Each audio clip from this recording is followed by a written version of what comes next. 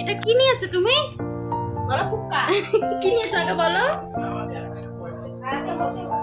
Hello everyone, আমি সুস্মিতা। তোমরা দেখছো সুস্মিতা অ্যান্ড টাপ্পুস ব্লগ। এই ব্লগে তোমাদের সবাইকে অনেক স্বাগত, অনেক ভালোবাসা। আশা করছি তোমরা সবাই খুব ভালো আছো, আর আমিও ভীষণ ভালো আছি। চলে এসেছি আরও একটি নতুন ব্লগ নিয়ে। দেখো, এখানে তোমরা যে ড্রেসটা দেখতে পাচ্ছ না, এটা আমি ফ্লিপকার্ট থেকে পারচেস করেছিলাম, বাট আমার বরের না এই ড্রেসটা একদমই পছন্দ না, সেই জন্য আমার খুব একটা পরা হয় না। আর এই ভিডিওটা যেটা দেখছো সেটা হচ্ছে ঠিক পরের দিনের। আর আশা করি বুঝতেই পারছো এটা কোন দিন। হ্যাঁ, এটা হচ্ছে বাঙালির আরেকটি উৎসব, সেটি হচ্ছে জগন্নাথ দেবের রথযাত্রা। তো তোজোর পাপা তো দেখো রথ সাজাতে বসে গেছে ছেলের জন্য। ছেলে যাতে খুব খুশি হয়, এসে খুব যেন আনন্দ পায়। মানে ও গেছিল হচ্ছে কাকিদের বাড়িতে, তো ওর জন্য এই সারপ্রাইজটা অপেক্ষা করছিল যে ও এসে কি রিয়্যাক্ট করে। তো সেই জন্য জেঠু আর পাপা দুজনে মিলে রথটা সাজাতে হেল্প করছিল।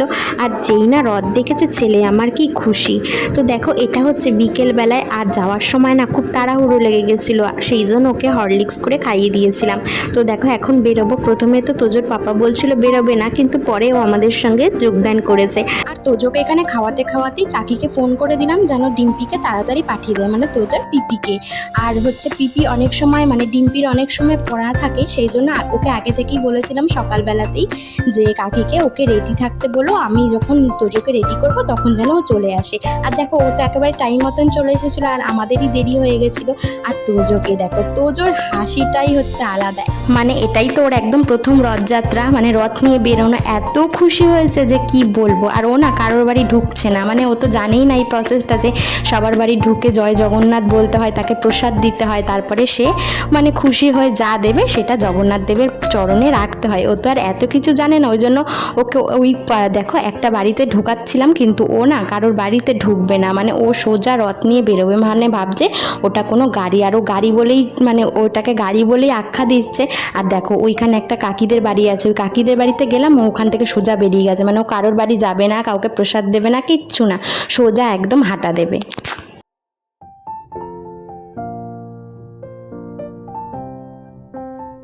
তোজো এখানে একটা এমন কাণ্ড ঘটিয়েছে যে আমরা হাসতে হাসতে তো প্রায় লুটোপুটিই খাই। ওই দেখো, ওর রথ থেকে একটা গাঁদা ফুল বার করে এই রথে রাখছে, মানে জগন্নাথ দেবের চরণে রাখছে। আর ওই জগন্নাথ দেবের পাশে যে থালার মধ্যে প্রসাদ আছে, সেখান থেকে যতটা পেরেছে ভরে ভরে প্রসাদ নিয়ে নিচ্ছে। আর নিজের রথ থেকে তো একটাও প্রসাদ বার করেনি, বরঞ্চ দেখো ওই রথ থেকে সব প্রসাদ বার করে নিয়েছে। মানে আসলে এই ছোট ছোট বাচ্চাগুলোকে দেখে না আমাদের নিজেদের শৈশবকালের কথা মনে পড়ে যায়। আমরাও তো এরকম একদম ছোট বয়সে প্রথমে মা বাবার হাত ধরে রথ নিয়ে বেরিয়েছিলাম। তারপরে যখন একটু বড় হলাম তখন বন্ধু বান্ধব আর আমাদের না একটা সার্কেল ছিল, মানে আমাদের বান্ধবীদের একটা সার্কেল ছিল। একটাই রথ বার করতাম, মানে আমার বাড়ি থেকে একটাই রথ বেরোতো, আর সেখানে আমরা প্রত্যেকে, আমার বোন, আমার বান্ধবী সবাই, মানে আমার ভাই, আর আমি যতদিন রথ বার করেছি আমার ভাইও আমার সাথে সাথে বেরিয়েছিল। আর যখন আমি একটু বড় হয়ে গেলাম, মানে যখন আমার রথ টানার বয়সটা চলে গেল, তখন থেকে আমার ভাই আর একবারও রথ টানেনি।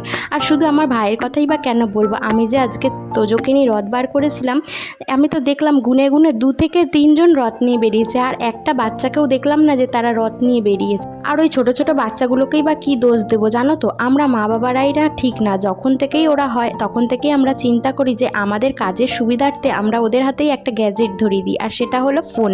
আর ওরা ফোনে এতটাই মশগুল হয়ে যায় যে দুনিয়ার কি হচ্ছে কি চলছে ওরা কিছুই মালুম পায় না। সেই জন্য ওরা এই ছোট ছোট জিনিসগুলো, এই সুন্দর মুহূর্তগুলোই মিস করে যায়।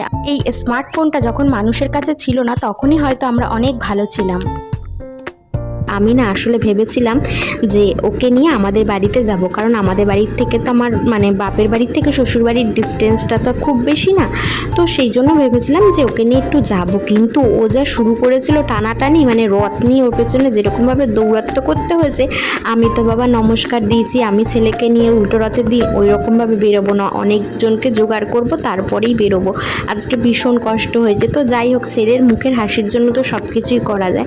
আর এই দেখো, এই বাচ্চাটাকে দেখেছো, এটা হচ্ছে আমাদের পাশের বাড়ির একটা ছেলে, মানে এই পাঁচিলালা বাড়ি যেটা, সেই বাড়ির ছেলে এটা। আর ও না ওকে খুব ভালোবাসে, মানে তোজো ও মানে এই দাদাটাকে ভীষণ ভালোবাসে, ও দাদা বলে ডাকে। আর দাদা সাইকেলে উঠবে বলে একেবারে পাগলামি শুরু করে দিয়েছিল। তো দেখো, বলতে বলতে তো বাড়ির সামনে চলে এসেছিলাম। আর তোজো তো সারা রাস্তা যেতে না যেতে যে কতবার দড়িটাকে ফেলে দিয়েছে আর কতবার ওর বাবা টেনেছে, আর সবাই ভাবছে যে আজকে হয়তো টাপ্পুই রথ নিয়ে বেরিয়েছে, মানে তোজোর পাপাই আজকে রথ নিয়ে বেরিয়েছে। আর আমরা সবাই ওর সঙ্গে যোগদান করেছি, মানে এত হাসি পাচ্ছিল যে কি বলবো। তো দেখো বলতে বলতে আমাদের বাড়ির সামনে চলে এসেছি। এইবার দেখো ওর পুপুকে আর হচ্ছে ওর দিদিকে এখন প্রসাদ দিতে বলেছি, যেই জানো কি দেবে, শুধু গাঁদা ফুল বার করছে ভেতর থেকে আর গাঁদা ফুল দিচ্ছে, ও কিছুতেই ফল প্রসাদ দেবে না কাউকে। আর দেখো ওখানে ওর দিদি হাত পেতেছে আর দেবে হচ্ছে একটা গাঁদা ফুল, প্রথমে ওর পুপুকে দেবে একটা গাঁদা ফুল, তারপর ওর দিদিকে দেবে একটা গাঁদা ফুল।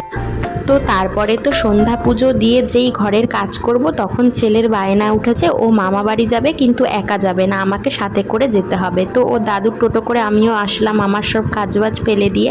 তো দেখো আর মানে এসে আমি যা ভালো করেছি সেটা তো তোমরা দেখতেই পাচ্ছ। এসেছে আমাদের হচ্ছে ফুচকালা কাকুটা, তো সেখান থেকে তো ফুচকা খেয়ে নিলাম। আর ঘরে এসে দেখি আমার সুপুত্র একটু পড়াশোনা করছে, তো আমার তো দেখে খুবই ভালো লাগলো। সচরাচর ওরা আমি এরকম দৃশ্য দেখতে পাই না।